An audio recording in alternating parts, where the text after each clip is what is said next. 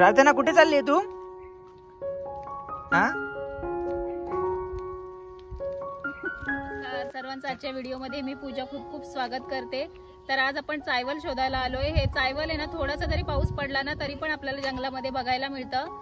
तर चायवल कसं दिसतं आणि त्याची भाजी कशी बनवतात, त्याचे काय गुणधर्म आहेत, सगळी माहिती मी तुम्हाला आजच्या व्हिडिओमध्ये सांगणार आहे। तर व्हिडिओ शेवटपर्यंत नक्की बघा। तर हा बघा, हा चायवलाचा वेल आहे।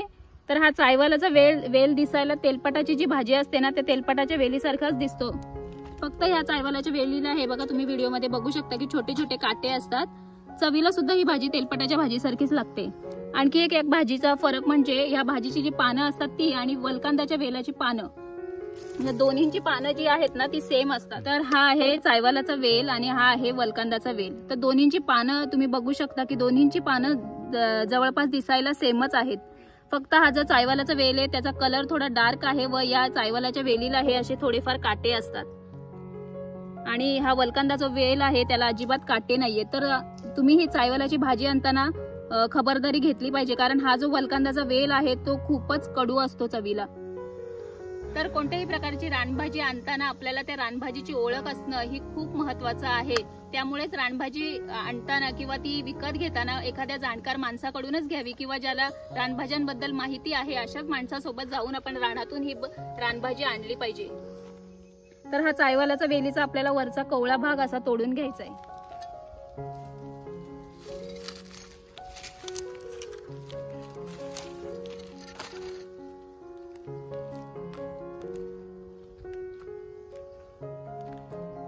तर ही चायवलाची भाजी प्रामुख्याने पावसाळ्याच्या सुरुवातीलाच म्हणजे मे एंडिंग आणि जून महिन्यात जेव्हा हवेमध्ये आर्द्रता असते आणि पावसाचे आगमन झालेलं असतं किंवा थोड्या हलक्या प्रमाणात पाऊस पडून गेलेला असतो, अशा ज्या हवेवरच हे चायवलाची भाजी बाहेर येत असते। तर ही भाजी अत्यंत खायला चविष्ट असते। जी तेलपाटाची भाजी असते त्यासारखी जिची चव लागते आणि सह्याद्री म्हणजेच महाराष्ट्र या कळेकापरीमध्ये या जंगलांमध्ये ही भाजी प्रामुख्याने आपल्याला पाहायला मिळते। तर या रानभाजींची ओळख हा सगळ्यात महत्त्वाचा मुद्दा आहे, कारण की रानभाज्या आपण जंगलामध्ये जेव्हा रानभाज्या शोधायला जातो एकसारख्या दिसणाऱ्या असंख्य भाज्या असतात। त्यामुळे आपल्याला नेमकी कोणती भाजी खाण्यायोग्य आहे आणि कोणती भाजी औषधी आहे हे ओळखणं फार महत्त्वाचं असतं। म्हणून या गोष्टी आपल्या जे पूर्वज आहेत किंवा आपले वडील आई वडील आहेत त्यांच्याकडून आपण समजून घ्यायचा आहे आणि हा जो वारसा आहे तो आपण आपल्या पुढच्या पिढीला फॉरवर्ड करायचा असतो। तर अशा प्रकारे ज्या रानभाज्या आहेत त्या नक्की खायच्या असतात। यांमध्ये मोठ्या प्रमाणात औषधी गुणधर्म असतात, ते आपल्या शरीराची रोगप्रतिकारक शक्ती वाढवण्याचं काम करत असतात। तर आजच्या या ब्लॉगमध्ये जे आपण चायवल बघतोय ते देखील या चायवलासारख्या दिसणाऱ्या अनेक भाज्या आहेत। आणि आजच्या या ब्लॉगमध्ये या भाजी कशी करायची आपल्याला पूजा दाखवेल आपल्या चॅनलवर, या भाजीची रेसिपी कशी करायची।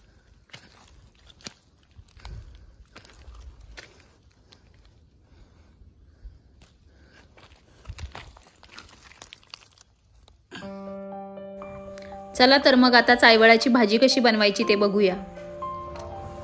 सर्वात आधी ही भाजी मी स्वच्छ धुवून व निथळून घेणार आहे। व्हिडिओत दाखवल्याप्रमाणे आपल्याला ही चायवळाची भाजी कापून घ्यायची आहे।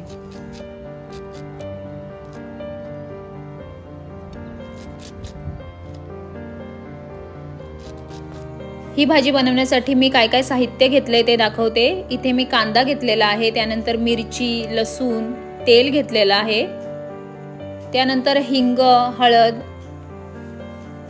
आणि चवीपुरतं मीठ। तर सर्वात आधी मी भांड्यामध्ये तेल घातलेलं आहे, त्यानंतर ठेचलेल्या लसणाच्या पाकळ्या घातलेल्या आहेत। लसूण व्यवस्थित फ्राय करून झालं की यामध्ये मिरची व कांदा घालून घेते।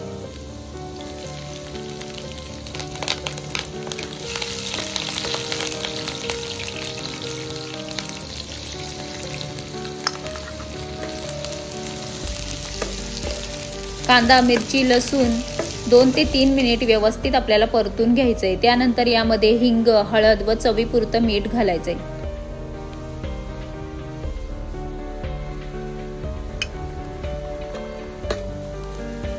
परत थोडंसं परतून घेते। त्यानंतर आपण चिरून घेतलेली भाजी यात घालायची आहे। कोणत्याही प्रकारचं रासायनिक खत न वापरता निसर्गातच उगवलेली ही भाजी चवीला खूपच चविष्ट लागते। आता ही भाजी व्यवस्थित परतून घेऊन यावर झाकण ठेवून 5 ते 6 मिनिटं ही भाजी शिजवून घ्यायची आहे।